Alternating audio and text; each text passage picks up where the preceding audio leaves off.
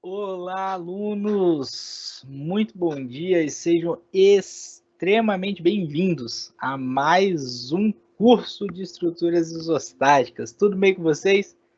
Eu sou o professor Felipe, para quem ainda não me conhece, estarei aqui durante todo o semestre totalmente disponível para tirar todas as dúvidas que vocês tiverem sobre estruturas isostáticas. Ok? Contem comigo para tudo que vocês quiserem, tudo que vocês precisarem. Jennifer, bom dia! Bom dia, Jennifer, seja bem-vinda. Então é o seguinte, pessoal, a gente tem muita coisa para falar, tá? Estrutura isostática é um curso que você precisa ter uma base boa para você conseguir entender tudo que foi de estrutura no mundo, tá? Esse aí é o curso, esse aqui, na verdade, né, é o curso mais importante da área de estruturas que nós podemos ter. Então, pessoal, além disso, é um curso que demanda estudo solitário. Eu falo isso em todas as primeiras aulas desse curso. Demanda um estudo solitário. Por quê? Porque você precisa sempre dar uma estudada, entender como é que se faz, entender o que está acontecendo de forma solitária, sozinho. Ah, professor, você está falando que não é para estudar em grupo? Não, não estou falando isso. Eu estou falando que em algum momento você tem que estudar sozinho. Tudo bem? Então, Heitor, Itamar, Franciele, Suiane, Gabriel Neis, bom dia e sejam muitíssimo bem-vindos. Ok? Então, vamos lá. Primeira aula, primeira unidade, primeira sessão.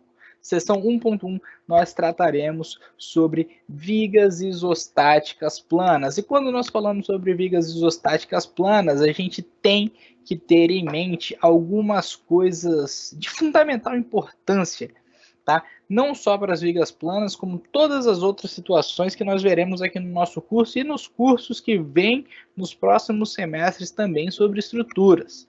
Então, vamos dar uma relembrada aqui em alguns conceitos muito importantes. Vamos começar com relembrando os vínculos. Tá? Os vínculos vocês já viram em outra disciplina, na disciplina de mecânica geral. Foi a primeira vez que vocês viram, e aí isso é importante para todas as outras partes de análise de estrutura, seja isostática, hiperestática, estrutura de concreto, estrutura de madeira, estrutura metálica, estrutura de bambu, estrutura de borracha, estrutura do que seja, você tem que saber vínculos.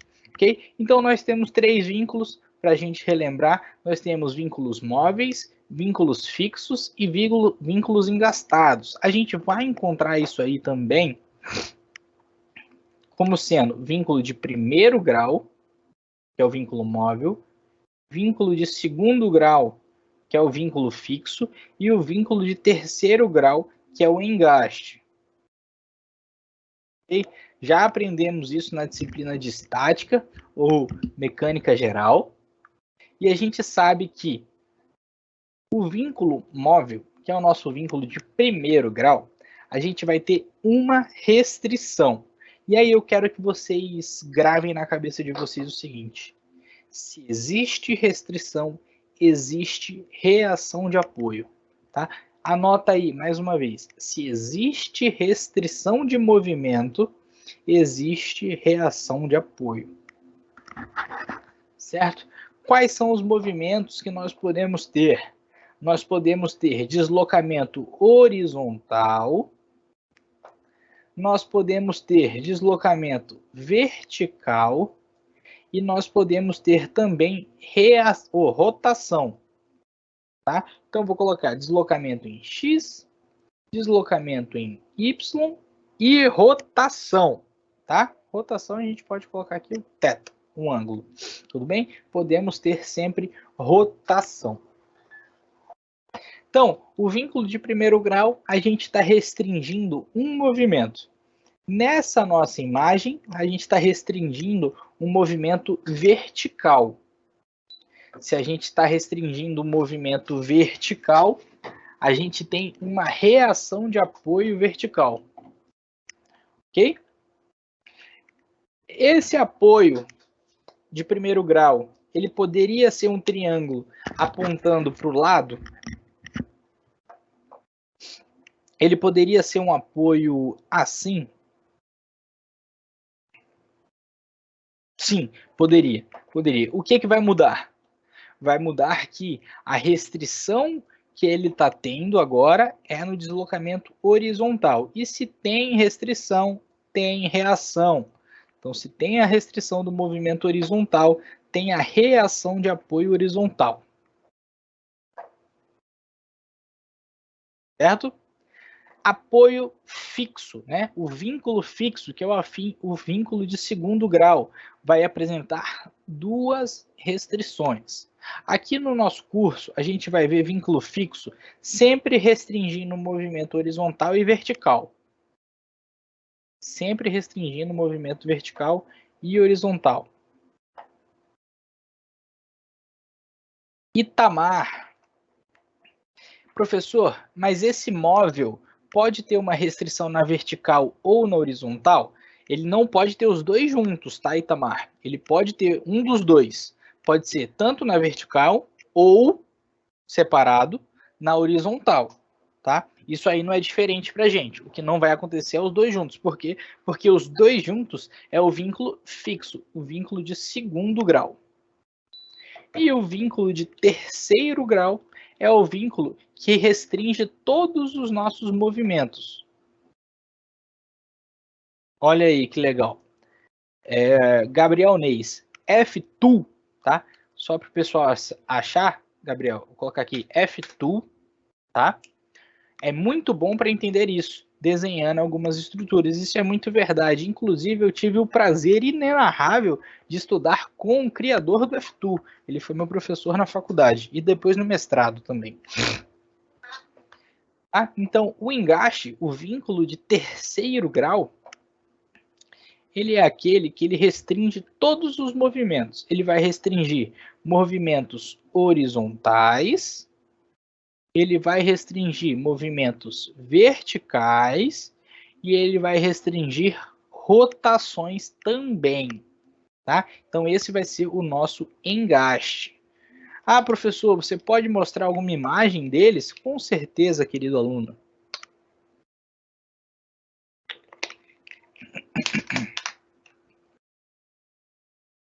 O seguinte, deixa eu só apagar aqui o que eu desenhei, porque está aqui, ó. Então vamos lá. Na prática, essa primeira imagem é um apoio de primeiro grau de uma ponte. Ele funciona assim, ó.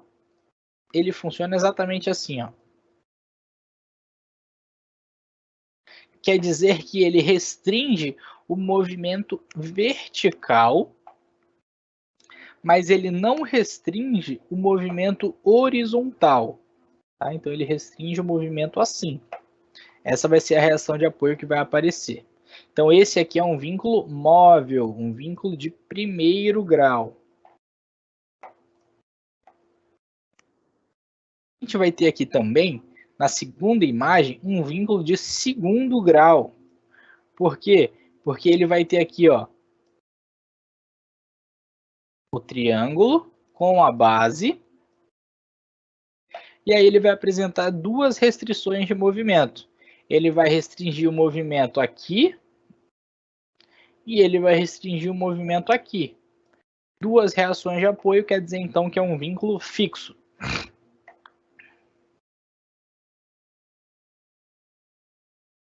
Então a gente tem reação horizontal e reação vertical.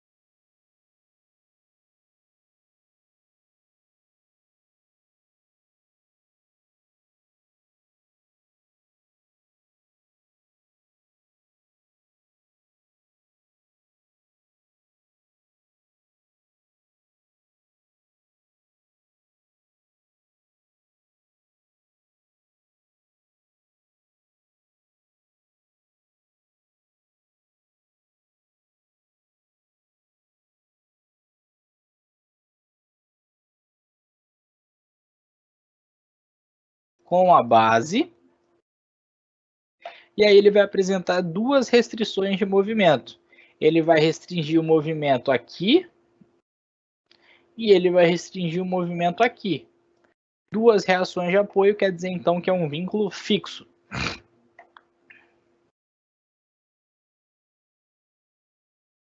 Então a gente tem reação horizontal e reação vertical. Terceira imagem é o nosso engaste, tá? Então é um vínculo de terceiro grau que é conhecido como engaste. No engaste a gente não tem nem movimento vertical, nem movimento horizontal, nem rotação. Sendo assim, a gente tem as três reações de apoio. Ó, Gabriel, aqui em Floripa, andaram trocando justamente essa peça das pontes. Muito legal ver.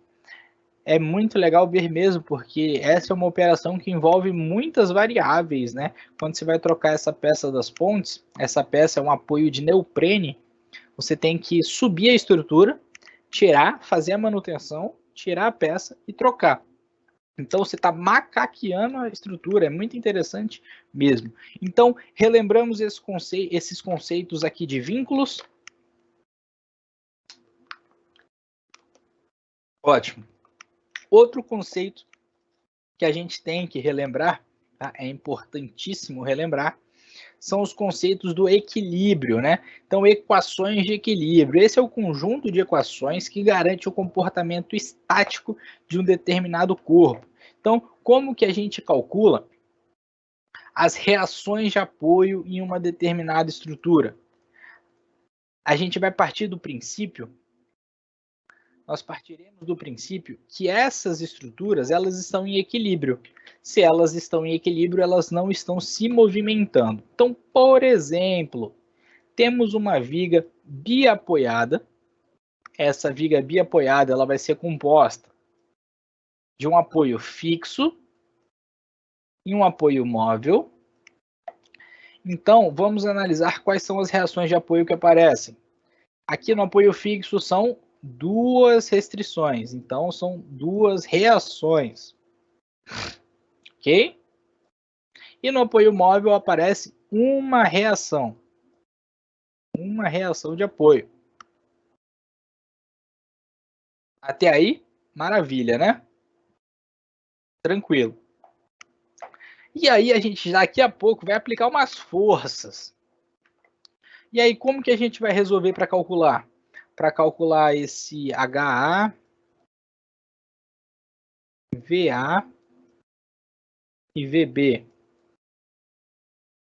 A gente vai utilizar somatório das forças horizontais iguais a zero, somatório das forças verticais iguais a zero e somatório dos momentos fletores em torno de algum ponto igual a zero. O que tem que ser lembrado aqui? Momento fletor em torno de um determinado ponto, que eu vou chamar ele de I, que ele pode ser qualquer um, ele vai ser igual a uma determinada força vezes a distância entre o ponto de aplicação da força e o ponto que nós estamos analisando, tá? Então, isso vai fazer com que o resultado desse sistema de equações sejam as nossas reações de apoio. Perfeito, pessoal? Se tiverem dúvidas, por favor, não hesitem, tá? Mandem mensagem aí que eu respondo com o maior prazer.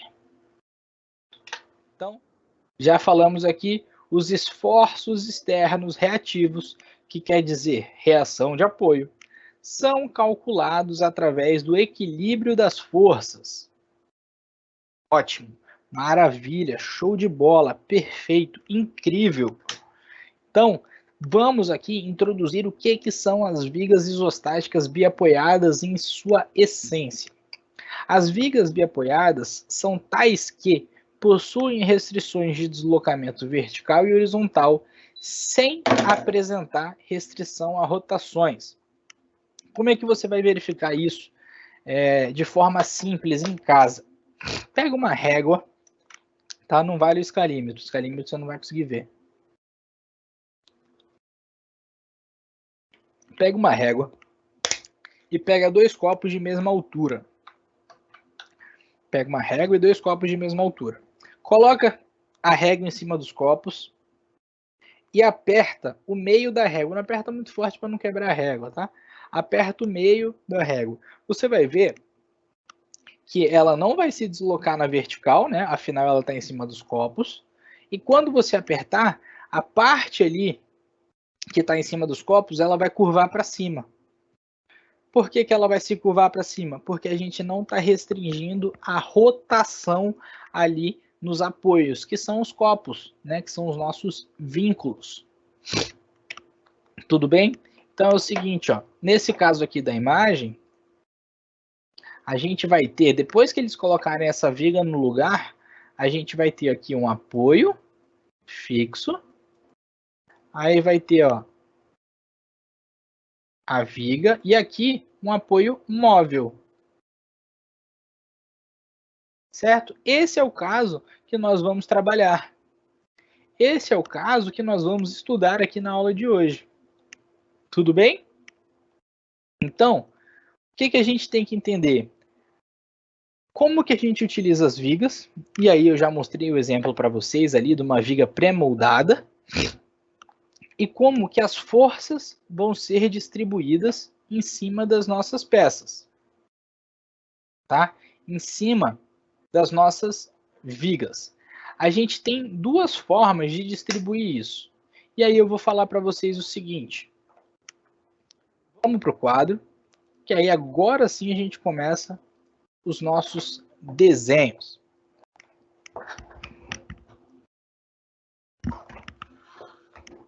Vamos dizer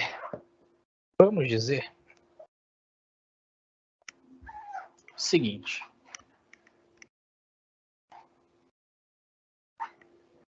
Temos uma viga biapoiada.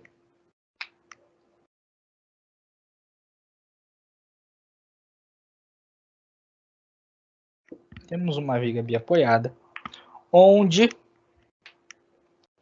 temos uma pessoa em cima. Essa pessoa, ela tem um peso de 1 kN. Tá? Ela tem, vou dizer, 4 metros de comprimento. Você concorda comigo? Você concorda comigo que essa pessoa, ela vai estar em pé em um ponto da estrutura que é tão pequeno que eu posso colocar que na verdade na verdade ela é a mesma coisa que eu fazer isso aqui, que eu colocar uma força concentrada no lugar que ela está.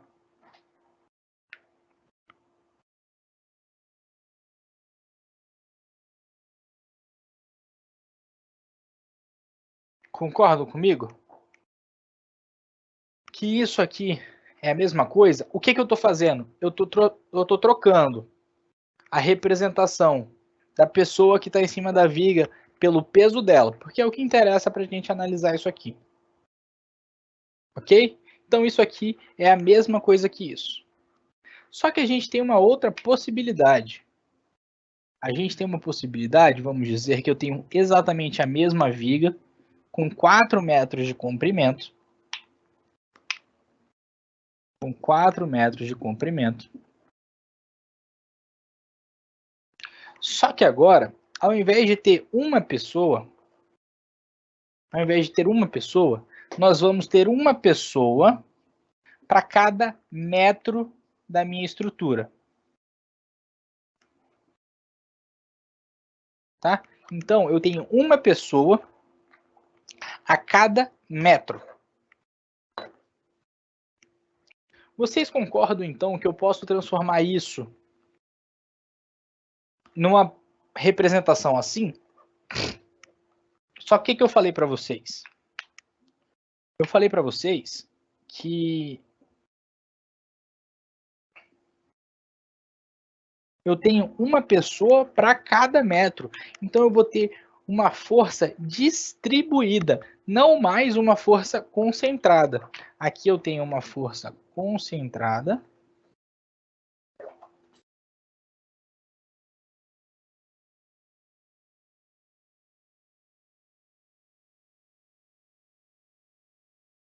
E aqui eu vou ter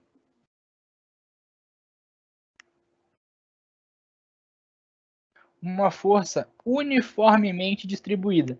Que força vai ser essa? Vai ser 1 kN para cada metro de estrutura. Então, para cada um dos 4 metros, eu vou ter 1 kN. Tá? Essa aqui vai ser uma força, um carregamento uniformemente distribuído. Tá? Carregamento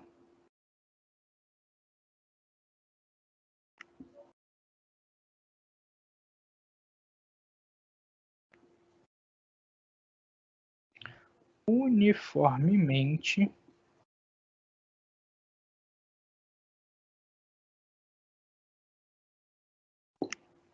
distribuído.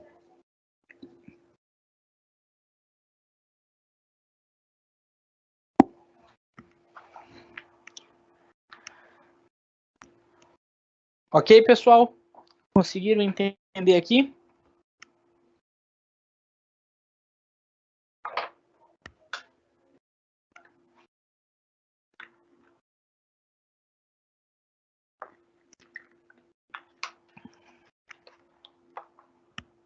Nada demais, né? Até aqui tudo bem. E aí eu vou fazer uma pergunta para vocês. Se aqui a gente tem 1 kN aplicado, a gente tem uma força total de 1 kN. Qual que é a força total que está sendo aplicada aqui? Ó? Qual a força total aplicada nessa minha viga aqui?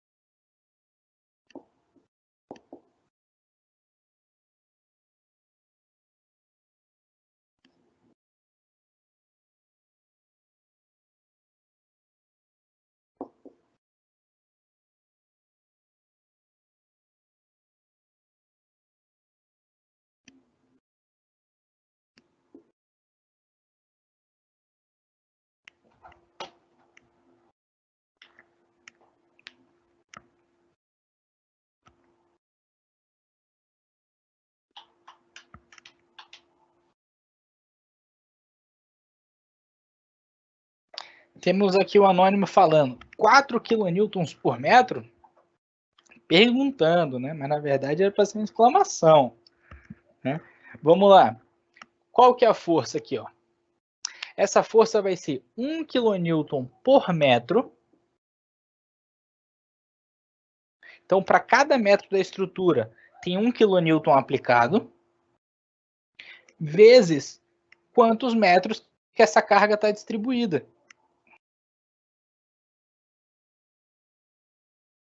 Certo? Então, tem 1 kN para cada metro, vezes o comprimento em que essa carga está distribuída. Qual que é o comprimento?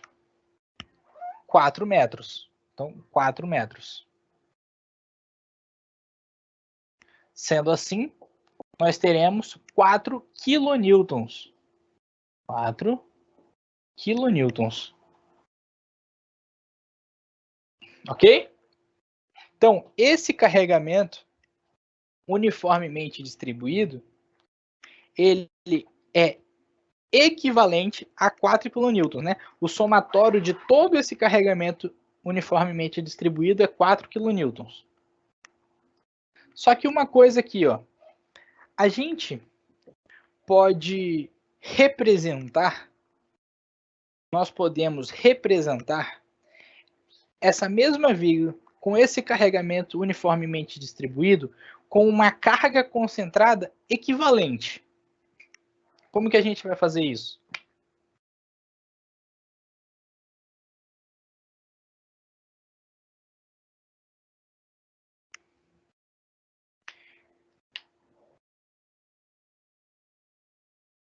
Eu tenho a mesma viga, exatamente a mesma viga, e essa carga equivalente, ela tem que ter exatamente a intensidade desse carregamento uniformemente distribuído. Qual que é essa intensidade? 4 kN. Nós já fizemos essa conta aqui. Só que o que acontece? A gente tem um nome para isso aqui. Isso aqui a gente vai chamar de carga fictícia.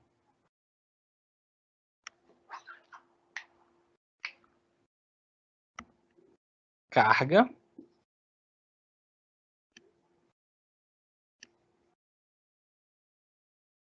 fictícia. E a carga fictícia, ela vai ser aplicada no meio do carregamento uniformemente distribuído, né? No centro.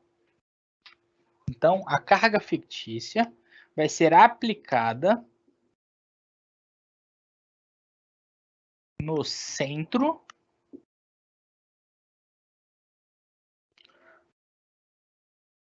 do carregamento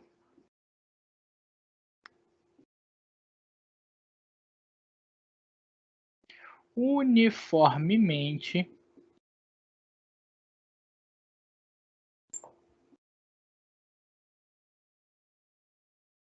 distribuído.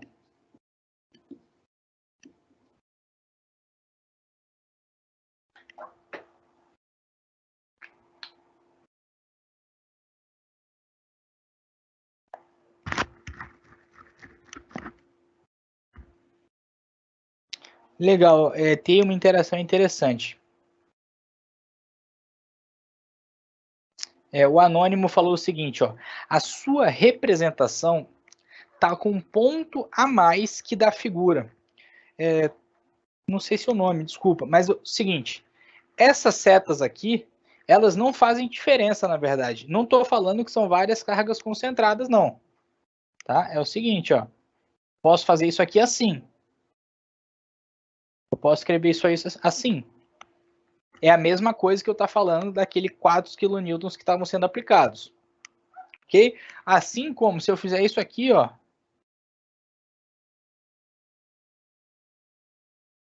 quer dizer a mesma coisa. Tá? Por quê? Porque eu estou aplicando 1 kN por metro. Eu não estou aplicando uma carga concentrada a cada metro. Eu não estou aplicando 4 cargas concentradas. Estou aplicando 1 kN para cada metro da estrutura. Então, ele está distribuído. Para cada milímetro da estrutura, ele está distribuído. Então, pensando na nossa estrutura equivalente, a gente vai ter a nossa carga fictícia. Essa carga fictícia, ela deve ser aplicada no centro do carregamento uniformemente distribuído. Então, aqui, ó, a gente vai aplicar 4 kN no meio dos 4 metros. Então, a gente vai aplicar a carga fictícia aqui, ó. Carga fictícia, que vai ser 4 kN. E ela vai estar sendo aplicada a 2 metros. Bem no meio. O que eu estou falando? Eu estou falando que essas duas estruturas, elas são equivalentes. Elas são equivalentes.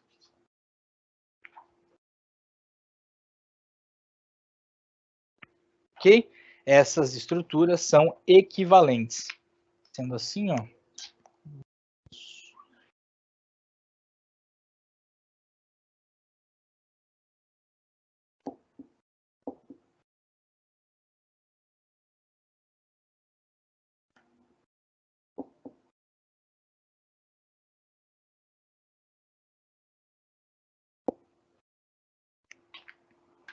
São estruturas equivalentes.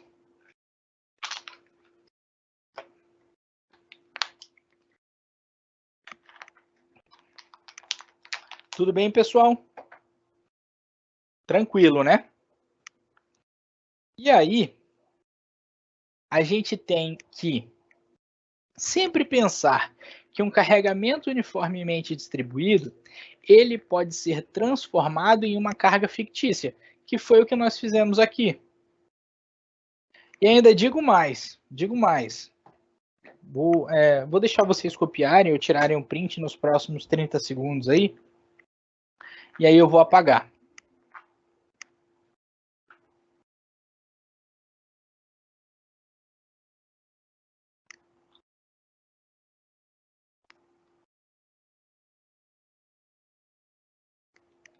Pronto, pessoal. E aí, a gente pode ainda fazer o seguinte. Ó. Por exemplo, se tivermos agora uma viga biapoiada,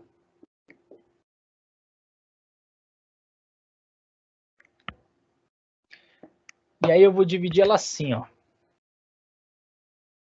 Vou dividir ela aqui e aqui. Então ela tinha um total de 6 metros, agora ela vai ter 3 partes de 2 metros.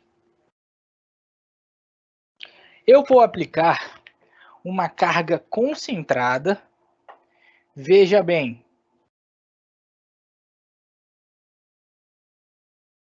Eliadson vai ser no centro apenas nas cargas linearmente distribuídas. Eliadson, o que você quis dizer aí, na verdade, é no meio. Tá? No centro vai ser sempre, mas veja bem, se for um retângulo, o centro ele está exatamente localizado no meio. Ok? Se for um triângulo, aí o centro ele não está localizado no meio. Tá? O centro ele vai estar aqui, ó. Ele vai estar 1/3 daqui, 2/3 daqui. Tá bom, Eliadson? Foi isso que você quis dizer, tá? Quando for retângulo, vai estar no meio. Quando for triângulo, por exemplo, vai estar 2/3 da esquerda e 1/3 da parte mais alta. E aí, nesse caso aqui, eu vou colocar um carregamento uniformemente distribuído aqui. Não, vou colocar um carregamento uniformemente distribuído só aqui, ó. Carregamento uniformemente distribuído de 2 kN por metro. E eu vou aplicar, veja bem, uma carga concentrada. Não é uma carga fictícia, tá? É uma carga concentrada. Uma carga concentrada aqui, ó, de 10 kN. Como é que fica agora?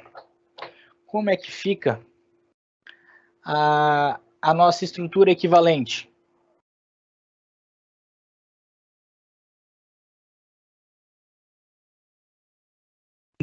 Tudo bem, Eliadson, é comum. É comum a gente confundir isso aí. Por isso que eu não coloquei no meio, coloquei no centro.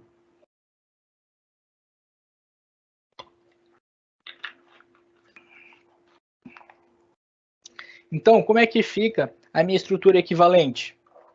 O que a gente tem que definir primeiro? A gente tem que definir primeiro a nossa carga fictícia. A nossa carga fictícia vai ser 2 kN por metro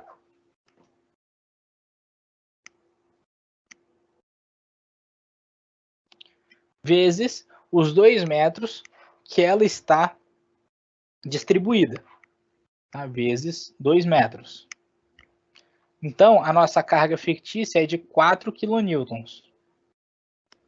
Ok? Itamar, legal o que você está fazendo, Itamar, mas veja bem, esse exemplo é de propósito para a gente aprender isso, tá? Isso aqui não é um carregamento uniformemente distribuído, então isso aqui ele não entra na carga fictícia, ok? Minha carga fictícia vai ser uma carga concentrada de 4 kN, então minha estrutura ela vai ficar aqui assim agora, ó.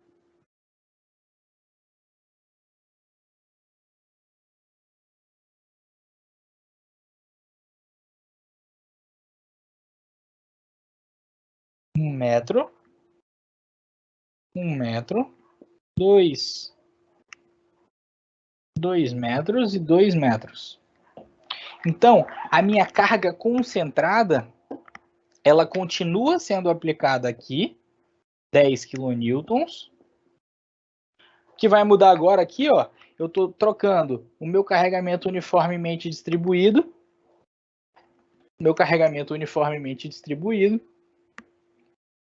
por uma carga fictícia. Aí essa carga fictícia que vai ser aplicada aqui, ó. Carga fictícia igual a 4 kN. Sendo aplicada no centro do meu carregamento aqui, que está distribuído em 2 metros de forma uniforme.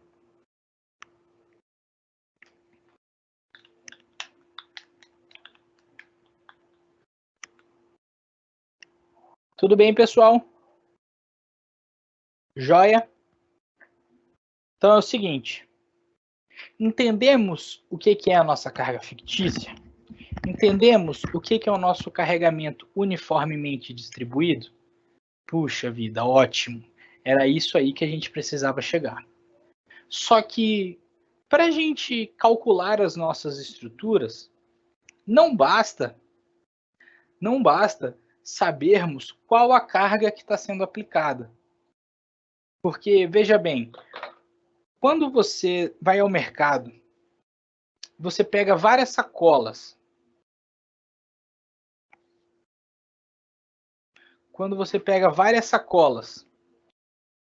Se você pegar todas as sacolas com uma mão, você vai fazer uma força muito forte nessa mão, só que a outra mão ela vai estar livre.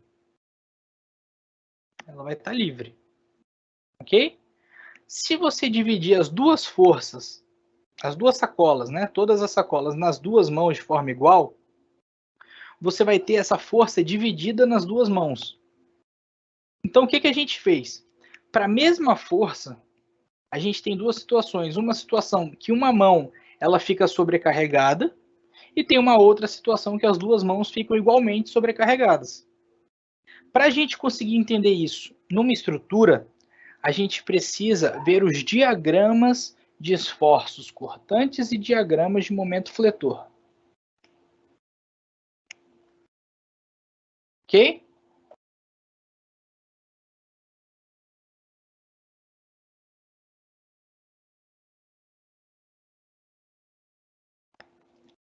E aí já temos aqui, ó, um anônimo falando que VA é igual a 2 e VB é igual a 2.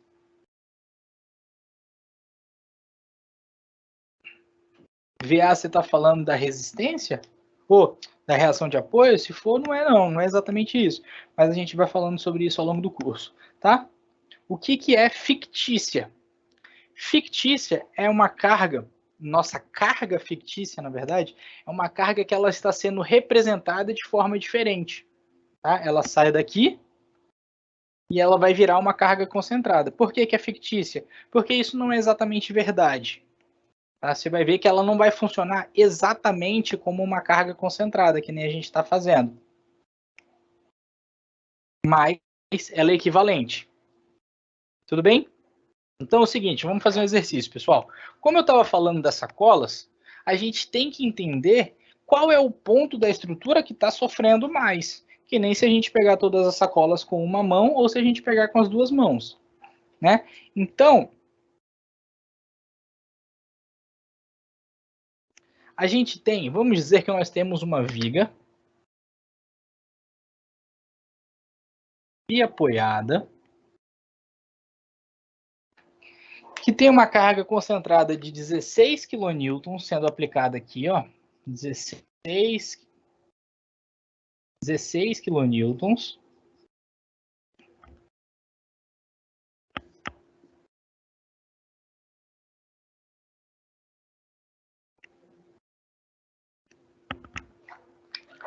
Aplicado aqui.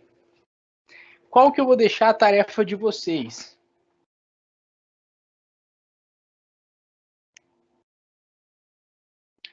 Boa pergunta. Professor, por que na carga fictícia não multiplicou por todo o comprimento? Ótima pergunta. Porque é o seguinte, nós tínhamos a viga,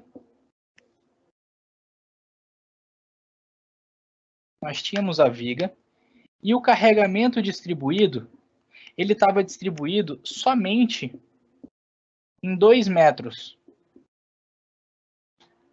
Ele não estava distribuído, esse carregamento está distribuído somente em 2 metros, por isso que a gente multiplicou só por 2. Se ele tivesse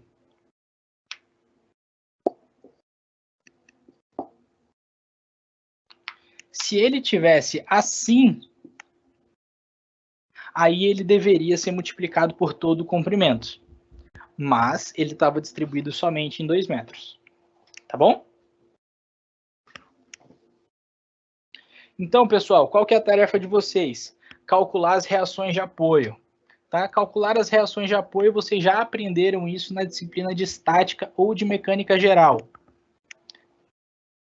Vou colocar o resultado, mas eu quero que vocês calculem. Tá? Aqui vai ser 6,4 kN e aqui 9,6 kN. E aí, pessoal, eu tenho que entender qual que vai ser a quantidade de esforço cortante que está acontecendo na minha viga para cada ponto dela, assim como eu tenho que entender qual que vai ser a quantidade de momento fletor. Então, para isso, a gente vai traçar um diagrama de esforço cortante. Primeiro, que eu sei que vocês têm muita dúvida, sempre surge isso. O que é o esforço cortante? O esforço cortante é aquele que a gente aplica transversalmente à nossa estrutura. Tá? Então, a gente está aplicando 16 kN transversalmente à nossa viga. Então, o que a gente vai fazer? A gente vai desenhar um gráfico tal que represente as nossas forças verticais nessa estrutura. As nossas forças transversais. Então, a gente vai ter 6,4 apontando para cima. Então, eu vou sair aqui do zero. Esse aqui é o meu eixo. Tá? Esse aqui, que está em preto, é o meu eixo, que está representando a minha viga.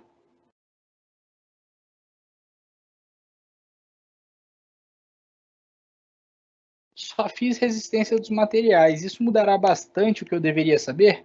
Não, Jennifer. Na verdade, você sabe tudo que você precisava saber já, tá? Fica tranquila.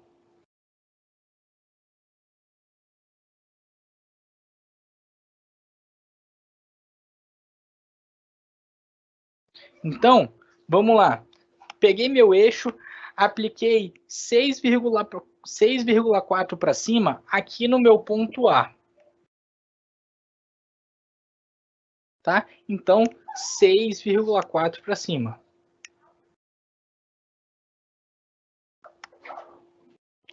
Entre o ponto A e o ponto B, tem alguma força vertical acontecendo na estrutura?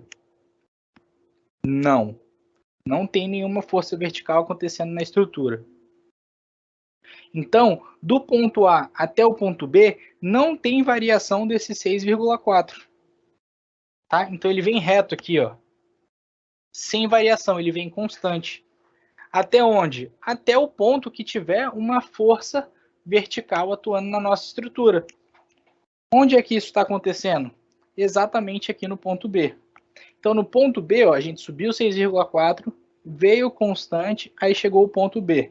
16 kN para baixo. Então, ele está 6,4 para cima, eu vou descer 16. Então, desci 16. Quando eu desci 16, eu cheguei até menos 9,6.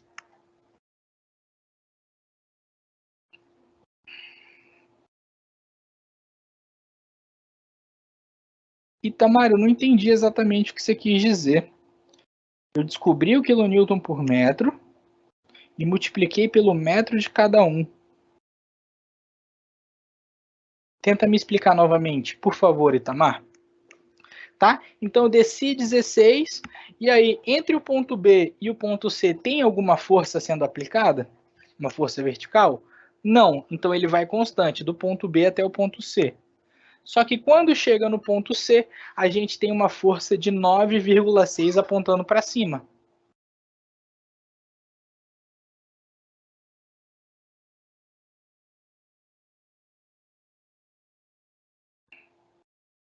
O quilonewton por metro deu 3,2? Que quilonewton por metro que você está falando?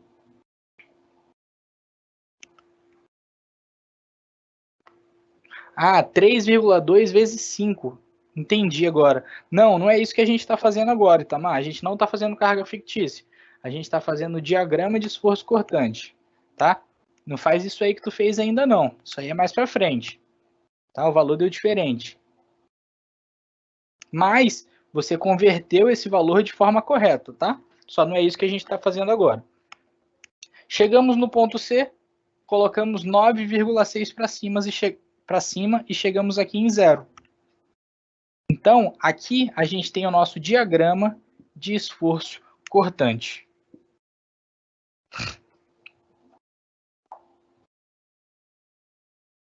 Ok? Só que a gente não faz somente o diagrama de esforço cortante. A gente faz também o nosso diagrama de momentos fletores. Eu sou um professor que eu gosto muito de teoria, mas eu sei que eu não consigo ensinar toda a teoria que eu gostaria aqui, tá? Então, o que a gente vai fazer? Ó, a área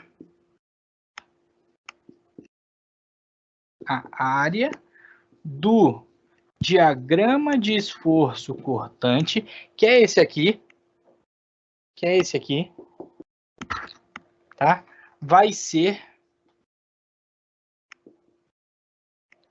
o diagrama de momento fletor, que é esse aqui, tá?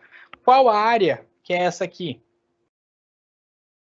Essa área vai ser 6,4 quilonewtons